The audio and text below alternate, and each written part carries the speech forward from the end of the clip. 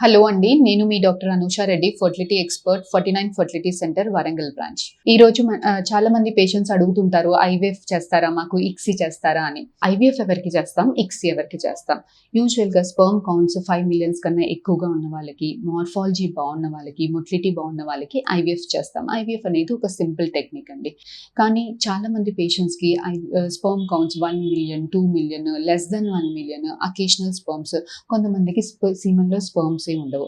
ఇలాంటి వాళ్ళకి మనము అడ్వాన్స్ టెక్నాలజీ యూజ్ చేసి బీజంలోకి డైరెక్ట్‌గా సూదేసి అందులో నుంచి స్పెర్మ్స్‌ని యాస్పిరేట్ చేసి అలా దొరికిన కొద్ది స్పెర్మ్స్‌ని ఎగ్ లోపలికి ఇంజెక్ట్ చేస్తామండి. కొందరికి ఇలా దీన్ని టీజా అంటారు.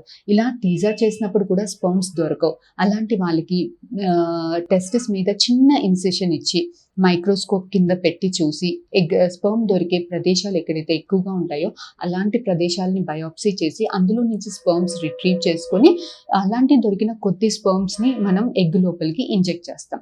ఇలా కాకుండా కొంతమందికి మొటిలిటీ బాగా తక్కువగా ఉంటుంది, 0% ఉంటుంది, 1%, 2%. ఇలా మొటిలిటీ తక్కువగా ఉన్న వాళ్ళకి కూడా ఐవీఎఫ్ చేయడానికి వీలు పడదు. ఎందుకంటే ఐవీఎఫ్లో sperm has to move and penetrate inside the egg. కానీ ఇలా మొటిలిటీ తక్కువగా ఉన్న వాళ్ళకి అలాంటి తత్వం తక్కువగా ఉంటుంది. ఇలాంటి వాళ్ళకి ఇక్సీలో సక్సెస్ రేట్స్ బాగుంటాయి.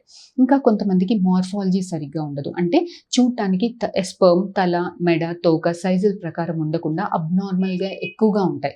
ఇలాంటి వాళ్ళకి మనం ఐవీఎఫ్ పద్ధతిలో ఇలాంటి స్పెర్మ్ ఒకవేళ లోపలికి వెళ్ళి ఫర్టిలైజ్ చేసినప్పుడు ఎంబ్రియోస్ అబ్నార్మల్గా ఉండడము, తయారీ అయిన ఎంబ్రియోస్ అతక్కపోవడము, అతికిన ఎంబ్రియోస్ అబార్షన్స్ ఎక్కువగా అవడము చూస్తుంటాం. సో ఇలాంటి వాళ్ళకి మనకి ఇక్సీలో మనం మైక్రోస్కోప్ కింద పెట్టి మంచి స్పెర్మ్ సైజుల ప్రకారం కరెక్ట్గా ఉన్న స్పెర్మ్ని మనం సెలెక్ట్ చేసుకొని ఇంజెక్ట్ చేసుకుంటాం కాబట్టి ఇలాంటి వాళ్ళకు కూడా ICSI is the best option అండి. కొంతమంది పీజీఎస్, ప్రీ జెనెటిక్ టెస్టింగ్ అంటాం. సో ఇదేంటి అంటే ఎంబ్రియోస్ తయారీ అయ్యాక ఎంబ్రియోస్ని ఇదొక అడ్వాన్స్డ్ ఐవీఎఫ్ ఫెసిలిటీ అండి.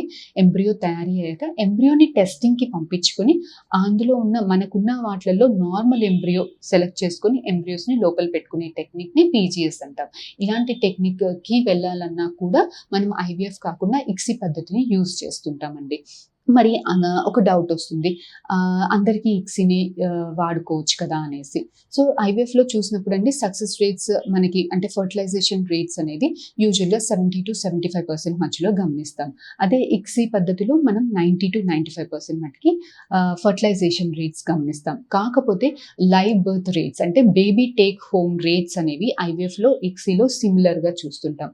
సో అప్పుడు మనకి యూజువల్గా డౌట్ వస్తుంది పేషెంట్స్కి, అందరికీ ఇక్సీనే చేయొచ్చు కదా మేడం అని. కాకపోతే ఇక్సీ అనేది ఒక అడ్వాన్స్ టెక్నాలజీ అండి. కాస్ట్ ఫ్యాక్టర్ ఇన్వాల్వ్ అవుతుంది, అడ్వాన్స్డ్ ఫెసిలిటీ ఉండాలి, ఎక్విప్మెంట్ ఉండాలి, ల్యాబ్ దానికి సపోర్ట్ చేస్తూ ఉండాలి, ట్రైన్డ్ ఎంబ్రియాలజిస్ట్ ఉండాలి. సో కొంచెం కంబర్సమ్, అందరికీ ఇలాంటి ఫెసిలిటీ అవసరం ఉండదండి.